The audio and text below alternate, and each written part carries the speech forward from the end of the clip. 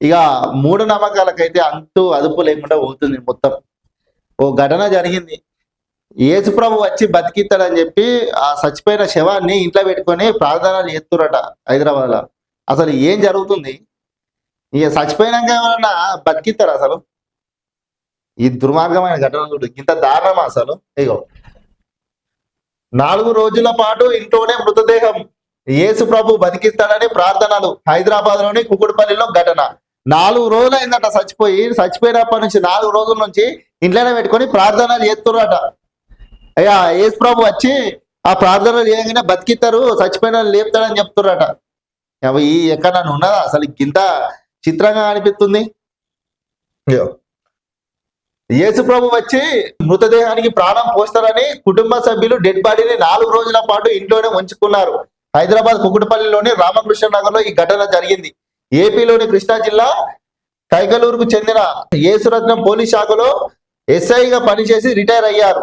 తన కుటుంబంతో కొన్ని సంవత్సరాలుగా కుకుడుపల్లిలోని రామకృష్ణ నగర్ లో ఓ అపార్ట్మెంట్ లో నివసిస్తున్నారు.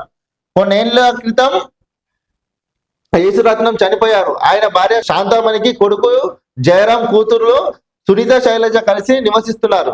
40 ఏళ్లు దాటిన జయరాం, సునీత శైలజకు పెళ్లి కాలేదు. సునీత శైలజ కూడా తమ తల్లి వద్ద ఉంటున్నారు. కొద్ది రోజుల క్రితం అనారోగ్యానికి గురైన శైలజను స్థానిక రాజేంద్రరావు ఆసుపత్రిలో చేర్చారు.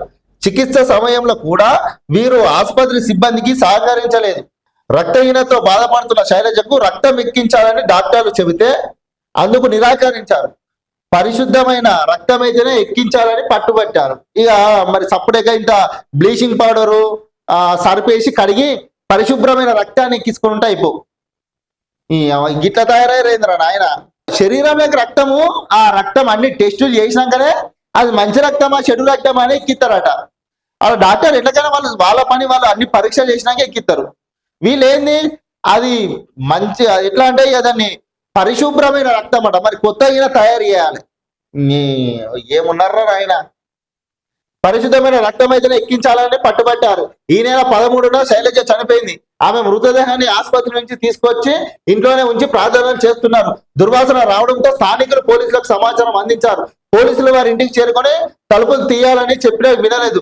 వినకపోతే తలుపులను బద్దలు కొట్టి మున్సిపాలిటీ సిబ్బందితో మృతదేహాన్ని తరలిస్తామని చెప్పడంతో చివరి వరకు తలుపులు తెరిచారు. పోలీసులు నచ్చ చెప్పడంతో శైలజ బాడీని తమ స్వగ్రామానికి తరలించారు. ఇంత ఈ రోజులలో కూడా మూఢనమ్మకాలు నమ్ముకుంటా బతుకుతుర్రు అంటే ఏంది అసలు? ఏనన్నా సచ్చిన శవానికి 4 రోజులు ఇంట్లో పెట్టుకొని ప్రార్థన చేస్తే యేసు ప్రభు వచ్చి లేపుతాడని అంటుర్రట. ఇలా రోజు రోజుకు మొత్తం ఘోరం. నేను మతాలను కించపరిచి మాట్లాడతలేము, కానీ ఈ మూఢనమ్మకాల మీద ఏంది అసలు? ఈ మూఢనమ్మకాల మీద ఏంది? నమ్ముర్రి, నీ దేవుడు ఉన్నాడు అని చెప్పి నమ్ముర్రి, మీరు మొక్కురి, మీరు ప్రార్థన చేసుకోర్రి. కానీ పూర్తి అన్యాయంగా దేశానికి ఏ ఊరి జరా ఇక దేవుళ్ళ మీద ఉన్న ప్రేమను కూడా చంపేటట్టు మీరు అందరు కలిసి. మూఢనమ్మకాలు జరా పాటించేటోళ్ళు ఇంతకాలం ఎక్కువ మితిమీరిన మూఢనమ్మకాలు పాటించకురి. ఏనైనా ఎక్కడన్నా నాకు అనిపించిందా గిట్లా?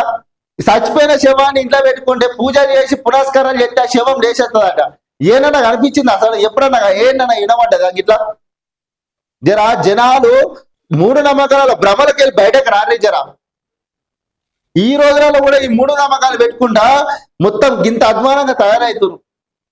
మీరు పూజించుర్రి దేవుళ్ళను, మీరు మొక్కుర్రి, మీరు పూజించుర్రి, మేము వద్దంటలేము. కానీ మితిమీరిన దైవంతో ఇక మనిషి చచ్చిపోయినా మరి ఇక ఈ చచ్చిపోయినారంటే ఇక రాష్ట్రంలో ఇట్లా దేవుళ్ళు వచ్చి బతికిస్తారంటే దేశంలో మొత్తం ఇక సావులు అనేటివి ఉన్నాయి. చచ్చిపోతున్నారు, ఇక దేవునికి పూజ చేస్తే బతికేస్తారంటే దేశంలో సావులు అనేటివి ఉన్నాయి. ఇక వాడు చచ్చిపోగానే అక్కడ కూర్చొని నిమ్మకాయలు ఇది పూలదండ వేసి పూజలు చేస్తూనే ఉంటారు. మరి ఇక వాళ్ళు లేవాలని చెప్పి ఇది బంద్ చేసుకోరు జర. ఇది బంద్ జర. ఈ మూఢనమ్మకాల మీద ఉన్న ధ్యాసను జర బతుకు మీద పెట్టుకోర్రి.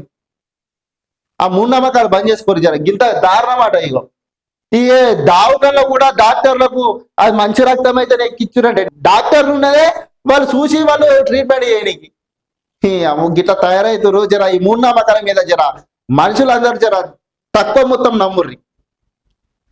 ఎందుకంటే మనం సమాజంలో బతుకుతున్నాం కాబట్టి.